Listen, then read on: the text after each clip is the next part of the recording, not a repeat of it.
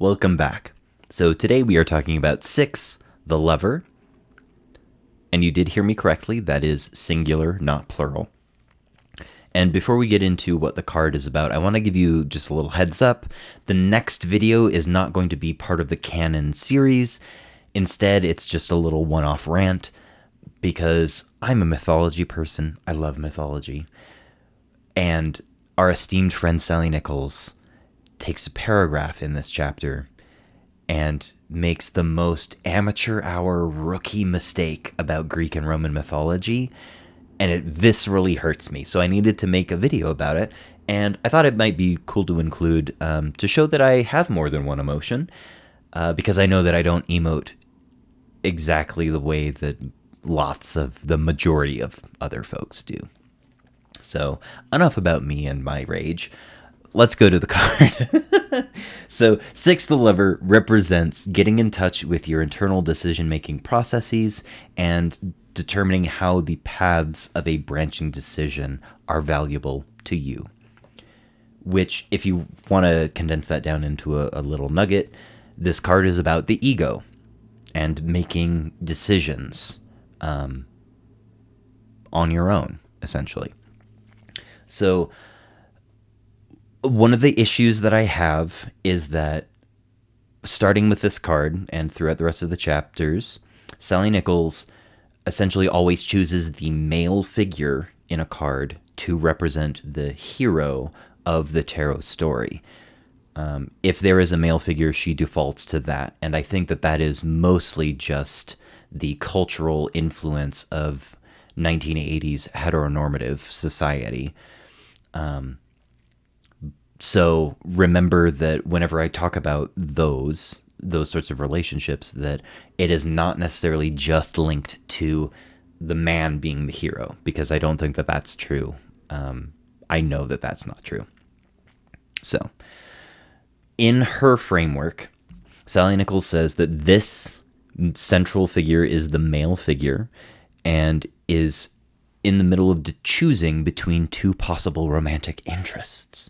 One of them is an older, more established woman, a representation of 3, the Empress, and the other is a younger and more passionate partner, a representation of 2, the High Priestess, and that everything going on in the foreground is about conscious action and choice. And this figure in the back, who is Eros, the son of Aphrodite and the inspiration for modern-day Cupid, is a representation of this central figure's anima, his understanding of the feminine on an unconscious level.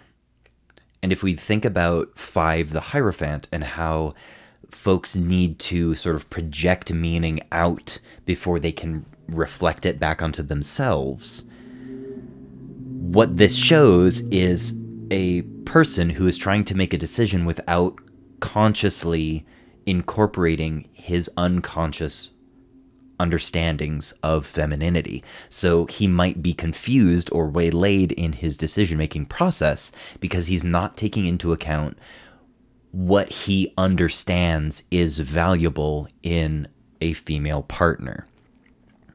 Again, we don't necessarily need to keep it in such gendered terms. I think mostly it's just about allowing space and time for you as a person to go beyond your sort of egoic self and to try to understand what unconscious forces are influencing you this way or that way when you make decisions. The other thing that I wanted to talk about in this chapter is more about tarot practice in general. And I should just read you the thing. I'll read you the thing. Sallie Nichols writes, "Unlike modern tarot decks, which are usually accompanied by books that purport to decode their meaning, the Marseille cards present a picture story without scenario. We are therefore quite free to fill in the blanks according to our individual insight and need, and from our present cultural bias," which I think is a really fantastic idea. and one that I don't think people talk about in tarot so much. It seems sort of intuitive, but we'll get into it. From the chapter, Sallie Nichols is arguing that having a book or a pamphlet or a sort of established traditional resource for interpreting the cards is bad because it limits our understanding. I don't necessarily agree that it limits it to the extent that Sallie Nichols does, because Sallie Nichols is encouraging us to forego the books, literally throw them out and just approach the whole deck as an intuitive thing, which I think throws out some of the history and is not good practice. But I want to encourage you as a reader to not be limited to only using what's in the book. If you're just starting out, the book is a fantastic resource. Or, in a more modern context, a website. Going to a website and looking up what the cards mean when you do readings is absolutely a valid and beautiful thing to do. As you progress in your practice, you will make connections with the cards and learn how to more intuitively sort of alter the meanings of cards, or read into different aspects of the meaning of cards that makes more sense within the context of the spread and the context of the conversation that you're having with the person you're reading for. I have three tarot journals. This is my original one, and I have been copying the sort of like card information out of this into each journal as I start a new one. And I still use it to this day, and I've been reading for 8.5 years. So use your resources if you need them, but don't be afraid to also just approach them from an intuitive way, like Sallie Nichols suggests that we do.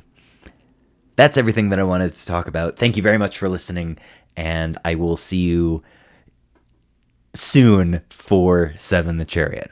Okay, love you, bye!